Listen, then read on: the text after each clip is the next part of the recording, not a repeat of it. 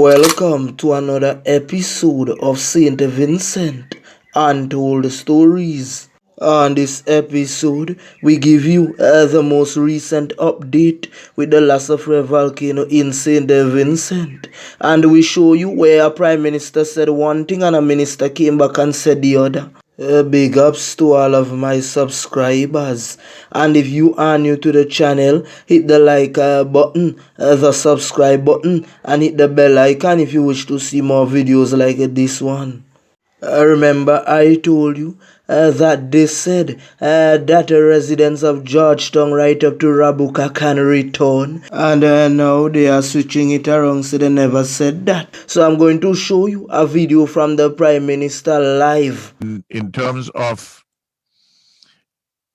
any moving back into the red zone, what is the current advice that you're receiving and what you're giving to the government and people of St. Vincent and the Grenadines? On the west coast, on the east coast, sorry, up on the eastern side, we can comfortably move persons back up to Georgetown. The cleanup has started. Georgetown meaning the entire conurbation right up to Rabuka? Right up to Langley Park, thereabout. Yeah, Including Langley Park? Including Langley Park. Well, that's okay then. Yeah. But what about the village? What about the small community between Basin Hole at Langley Park there and Rabuka? I would say up to Rabuka. You would say up to Rabuka. I would say up to Rabuka, yes. Okay. We've had that discussions. The fact is that because we have the instruments on the top of the volcano have been lost, we would not want to say reduce the alert levels totally yet, because we will need some of that science to still guide us. But in terms of returning, persons can definitely return up to the Rabuka area. Okay. So you guys heard that for yourself. That persons can definitely return up to the Rabuka area. That live was published on NCB Radio on the 17th of May 2021. On May 21, 2021, Searchlight published an article saying that the order to return home is for people who live in windward communities as far as Montyoung, explained Michelle Fabs, director of the National Emergency and Management Organization, NEMO. You see, this type of thing calls for Ben Matlock or Sherlock Holmes. No matter how much of a liquor boots one might be, I am sure that they could recognize that is two totally different things that was said there. You see, this reminds me of a situation with a bad man from Sandy where police did arrest. One time in break a place and the police questioned the bad man and them say, "Bad man, you take the rice. You take anything other than rice?" The man eat all of fire. The man say, "No, sir, me not take nothing." When the man reach up in the box now, the day of the judgment, the man say, "Your Honor, you know me take some flour." So the prosecutor say, "We not ask if you took anything other than rice." The bad man say, "Never say flour." You see, the lie was so blatant and barefaced that the magistrate never hesitate to give the bad man on time. Well, as you must have heard by now, some prisoners were given early release because of the volcanic eruption, and we spoke about it in a previous episode. And one of those prisoners was a big-time farmer. It is said that farmer owns several acres of lands, and he also reared livestock. So the man did have one popo to guard him farm, because pray the last and he was taking a place a lot. Yes, thief down the man place like ram cat.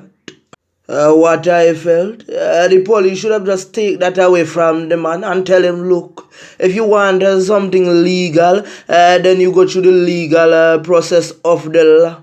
But you know the man hustle. He's not a troublemaker. So him buy and thing illegally to guard himself and him get caught with it.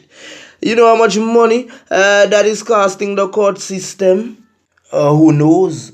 Probably the police never knew who he was when he was caught.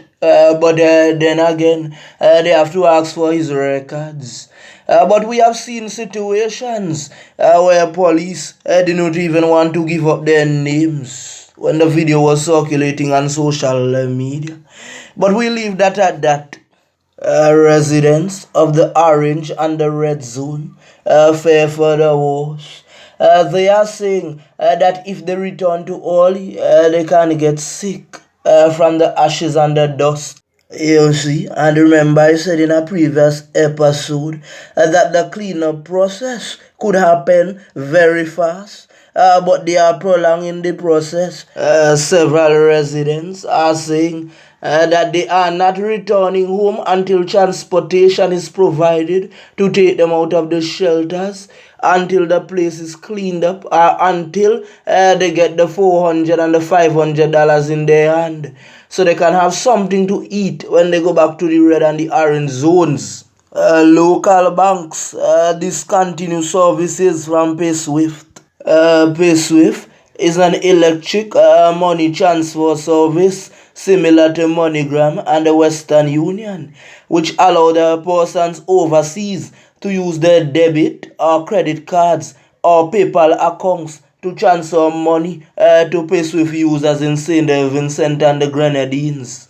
Allegations that during the volcanic eruption, PaySwift was the quickest electronic money transfer service in St. Vincent and the Grenadines, and no long lines or anything like that. So now it is being said that PaySwift has reportedly been encouraged to apply for a license similar to the one that MoneyGram and Western Union holds. The official cited an absence of collateral as one of its significant risks.